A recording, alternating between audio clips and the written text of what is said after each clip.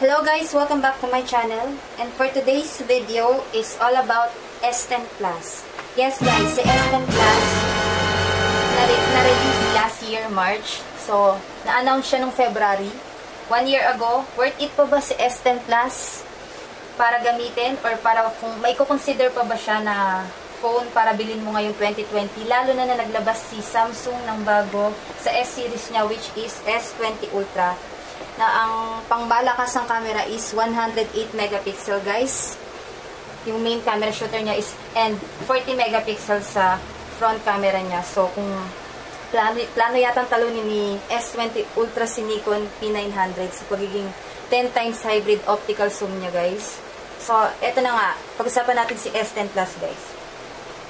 Ang smartphone last year na flagship killer. So ayan siya guys. Bali, ang napili kong kulay is prism white. Meron ding other variants nito is yung ceramic white. Hindi siya ganun ka-glossy. Ito yung prism guys, mapapansin nyo. Ayan. Sa likod niya is nagre-reflect kung ano man yung tamaan ng makintab na likod niya. Ayan. Sobrang cute niya guys, kaya ko siya nagustuhan. Black or white lang naman yung pinagpipilian kong kulay. So, nagustuhan ko talaga siya guys. So, si S10 Plus is may 5 camera. Hindi naman nabago yun sa mga smartphones ngayon and Android users. Halos lahat yata is 5. So, guys, sa likod niya is yung tatlong camera niya.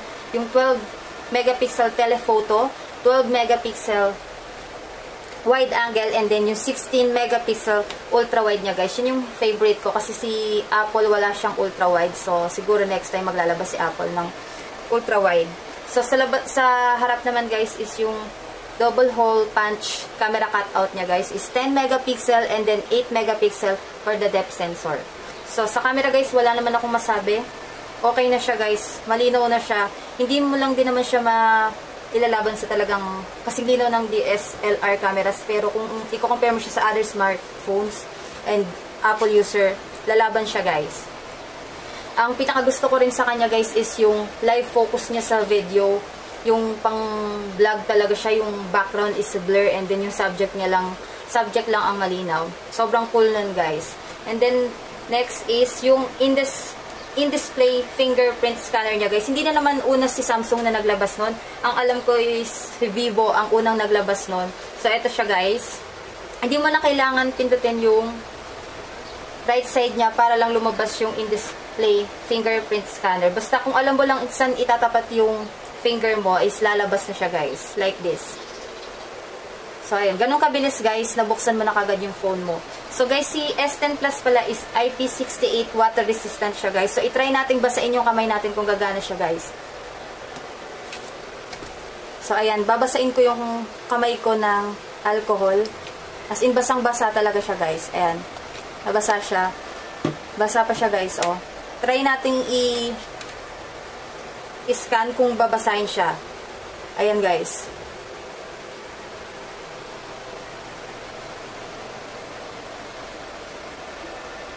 So, ayan guys. Nag-okay siya. Medyo nag-struggle lang siya ng 3 times bago niya na-open. Pero okay siya guys. Try nating i-lock ulit. Ayan. Nag-open siya kagad guys. So, yun nga pala guys, pag clone yung nabili mong phone, one way na malaman mo kung totoo siya is, pagka pala nag-register ka, halimbawa for example ng right side, kahit yung kaliwa na hindi mo na-register, gagana siya. Ganun yun pag clone guys. So, kailangan nyo rin i-check yun para hindi naman sayang yung pera na inilabas nyo din, clone lang pala yung mabibili yung phone. So, on the right side ng S10 Plus guys is the power button or the unlock button. And then sa left side naman niya guys is the volume rocker and the Bixby. So, sa mga hindi nakakalam guys, yung Bixby is parang yung Siri version siya ng Apple. So, i-open na natin guys. Ayan. Ganyan kaganda yung screen niya guys. Pagdating sa screen, wala akong masasabi kasi super dynamic AMOLED siya guys. Yung iba kasi is super AMOLED display siya. Dynamic siya guys. Sobrang ganda. Ang cute din ng mga live wallpapers niya guys para maitago yung double hole punch camera cutout ng S10 Plus. So, bravo kay Samsung doon. Sobrang ganda ng screen. Pagdating naman sa battery niya guys is 4,100 mAh na siya. Sobrang hard user ako guys. Talagang todo Facebook, YouTube ako the whole day. Pero one day mo na siya magagamit. hindi kanya titipirin pagdating sa battery. Pagdating naman sa charging guys is umaabot siya ng 1 hour and 20 minutes siya guys bago mapuno. So para sa akin naman doon, mas okay na yung kahit matagal ka mag-intay na ma-full charge, at least matagal naman siya malobat. Kasi ang bilis mo nga nag-charge, ang bilis din namang malobat. So para sa akin sa battery, panalo siya guys. Kasi yung bago ni-release ni Samsung ngayon na S20 Ultra is 5,000 mAh yung battery niya. So grabe yun guys, sobrang grabe. Pero grabe rin yung price nun guys. So kung gusto nyo makatipid ng phone na sobrang hindi ka naman din titipirin pagdating sa specs niya guys, is may sasuggest ko pa rin ngayong 2020 si S10 Plus. Para sa akin is S10 Plus, pay less, get more. So ayun guys, capable din si S10 Plus sa wireless power battery share. So kung yung cellphone ng friend mo is capable sa wireless power share, i-activate lang natin si S10 Plus ng power share. So ganyan guys, yung likod niya lang, kunwari ito yung cellphone ng friend mo na lobat, didikit mo lang siya sa likod ng cellphone na to, na si S10 Plus, and then mag-recharge na siya guys. Hindi capable doon si iPhone. So yun guys, siguro maglalabas din si iPhone next year or this year ng power share nila guys. So ayun, and then ito nga pala yung box guys nung binili ko siya. Ito yung mga kasama ni S10 Plus. So ayun, meron siyang syempre ang SIM ejector niya guys, syempre. Di mawawala yan. Nalaglag pa. So, the booklet guys. Ang malakas ang booklet ni Samsung. Ayan yung binayaran natin. Then, yung nung tinanggal ko pala si Samsung is meron siyang sticker niyan. So, syempre yung pinakaiingatan nating warranty card. Syempre, hindi rin tayo tinipid ni Samsung guys. Pagdating sa palibre niyang hard case, talagang hindi siya jelly case guys, hard case siya. White siya, simple siya guys. So hindi ko naman din siya masyadong ginamit guys kasi pumili ako ng case ko na eto, super cute. Clear case lang siya guys kasi gusto ko makita pa rin yung pagka-prism white niya. So siguro next time bibili rin ako ng may kulay na talaga. So ayun siya guys, sobrang dali lang naman ding ikabit. Ayan siya guys. So parang wala lang din. Protection lang siya guys para hindi masyadong dumumi or magasgas. So ayan, Corning Gorilla Glass 6 na rin siya guys. So nagpalagay pala ako ng tempered glass kaso epic fail guys kasi nung pinalagay ko tong tempered glass kasi sa Taiwan kami bumili nito, siguro hindi siya nakabit ng maayos. Nung nilagay na to, hindi na gumana yung in-display fingerprint scanner niya guys. Kasi parang itong tempered glass na to is may para pa siyang madikit na something, ayan.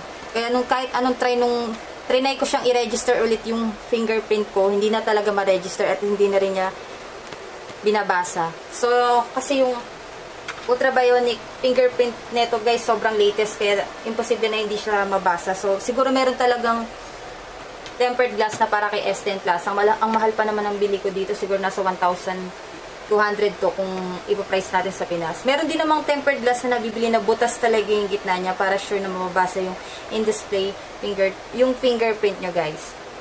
So ayun. So sa box niya guys, meron siya kasamang headset. So sa headset guys is napakaganda ng headset niya. Hindi ko lang siya masyado nagagamit kasi medyo nagtitipid ako sa headset. Hanggat hindi nasisira yung headset ko na luma, hindi ko ginagamit yung headset ko na bago. So, itong headset na to guys is produced by AKG. Sobrang ganda ng sound niya. Saka hindi siya yung natural na headset. Super natural siya guys. Hindi. Yung parang tela siya. Hindi yung eto, yung dito lang naman yung pinaka niya, yung pinaka simula dito, yan, tela siya. Then pagdating dito, eto na yung the usual na headset na siya, guys. Yung parang plastic ba to, guys? Ayun. Sobrang solid nung sound niya, guys. So, ayan, hindi ko masyadong ginagamit. Nandito pa rin siya.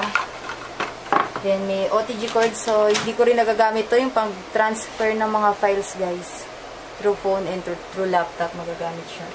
So, tip din guys, kung clone yung nabili yung S10 Plus, hindi nakalagay yung headset nyo sa paper na ganito, paper box. naka-plastic lang siya. Napanood ko yun sa mga reviews kasi sobrang nag-aalala rin ako baka fake yung nabili ko. So, chinek ko talaga kung kung clone or original ba yung nabili ko. Ay, naka 11 minutes na ako. So, yung user guide niya guys, hindi ko rin naman masyadong nabasa. So, nag-YouTube na lang din ako para sa mga kung paano mo gagamitin or may enhance yung capacity ni S10 Plus. So, sa memory card guys, good news, may memory card siya. Hindi kagaya ng mga Apple na hindi nalalagyan ng memory card siya. Expandable siya guys. So, 8GB of RAM na rin to and 128 na siya. So, pwede ko pa siyang lagyan ng memory. So, ngayon hindi ko pa naman siya napupuno. So, wala pa rin tong memory ngayon. Then guys, pagdating naman sa pagka-snappy niya, sobrang bilis din naman para sa akin. Compare dun sa old phone ko na Sony na sobrang bagal na rin niya guys. Ayan. 88.9 screen to body ratio na rin siya guys. Sobrang ganda na rin manood ng movies dito. Try natin sa YouTube. So, ayan.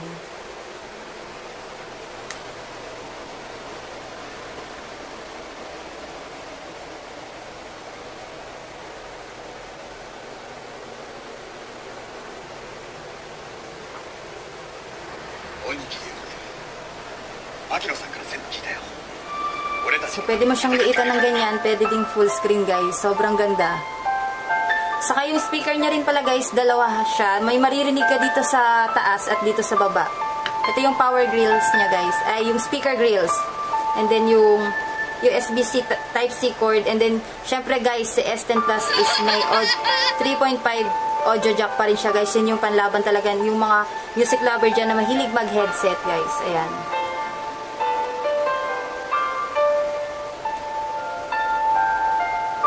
Try natin sa sounds.